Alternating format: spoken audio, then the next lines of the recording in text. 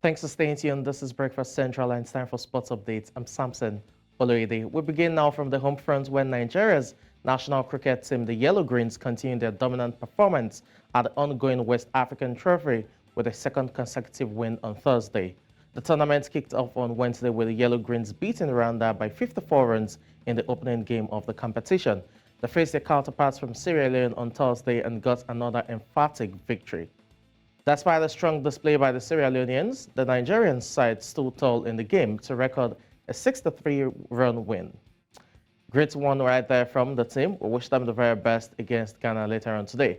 To football matters, the COSAFA Women's Cup, we had matches yesterday and results as follows. You have Zambia playing out a stalemate against Mozambique, and that ended goalless, and you have Angola trashing Comoros by 5-0. On the European scene, to the Europa League now we go. West Ham set a new English record of 17 consecutive European matches unbeaten with a 2-1 win at Freiburg to maintain their perfect start to this season's Europa League. Moroccan international Naif Aguerd's second-half-headed winner made it 2 wins from 2 games for the Hammers, who sit top of Group A, 3 points clear of the Bundesliga side. The victory means West Ham go 1 clear of the European records set by Don Reeves' Leeds in the 1960s, Bill Nicholson's 1970s Tottenham side, and Pep Guardiola's Manchester City. African players definitely flying the flag for all their various clubs there. Other results from the Europa League: Freiburg losing at home 2-1 against West Ham United. Liverpool winning at Anfield against Union Saint-Gilloise by 2-0. Eric Athens played out a 1-0 draw against Ajax. Marcel played out a 4-goal thriller against Brighton Hove Albion, with the English side coming from 2 goals down. I have Romelu Lukaku scoring once again as Roma defeated Sevilla at home by 4-0, alongside Aris Limassol surprisingly beating Rangers by 2-1, while Italian side Atalanta did defeat Sporting Lisbon away from home by 2-1 as well. Away from that to cricket. Talking about the Cricket World Cup now, you had New Zealand crushing defending champions England by 9 wickets in the opening match of the 50-over World Cup on Thursday.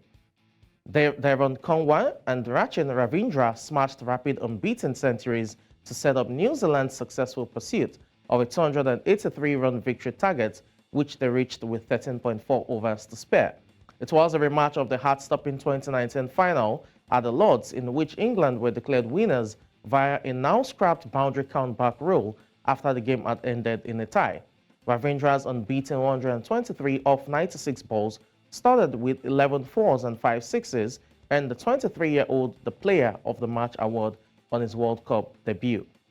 Great one right there for New Zealand. And still talking about New Zealand and having a great sporting day, in the Rugby World Cup, New Zealand cantered to the bonus point victory they needed to secure qualification for the Rugby World Cup quarterfinals with a 73-0 thrashing of Uruguay on Thursday evening.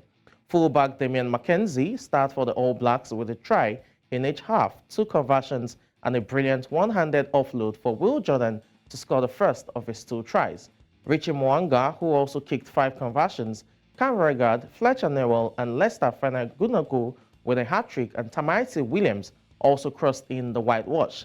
New Zealand must now wait and see if they win Pool A or finish second, depending on whether Italy can topple France on Friday night. Who's so strong with ball in hand. Jordan, big wide ball for Fainga Anuku, hits him on the chest, winger to winger, and Lester Fainga Anuku scores for New Zealand. Cody Taylor in New Zealand this time, so it all comes unstuck again. Geordie Barrett now, McKenzie stabs a kick ahead for himself. McKenzie with the chase, 50-22's on here. McKenzie's kept it in field quite superbly for Will Jordan, back on the inside. What a bit of skill and class. A superb pass right there from McKenzie, and what they tried out was, it was definitely a great win for New Zealand. And that wraps up sports updates at this time. It's back to you, Olive and Osarige. Very much. I'm genuinely starting to like rugby, and it's not because Manchester United is currently useless.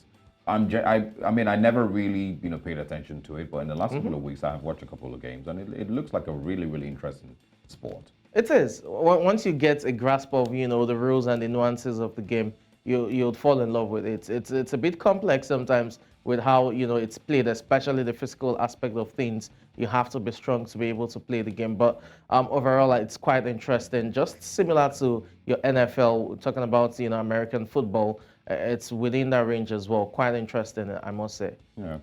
All right. I don't know if I'm very interested in rugby, but just looking at the screen, I'm seeing some very fine players. But that's not the focus for this morning's conversation. Thank you so much, Samson, for bringing us breakfast sports. Thank you for having me. All right. Is Manchester United playing this weekend, my dear friend? I'm not interested.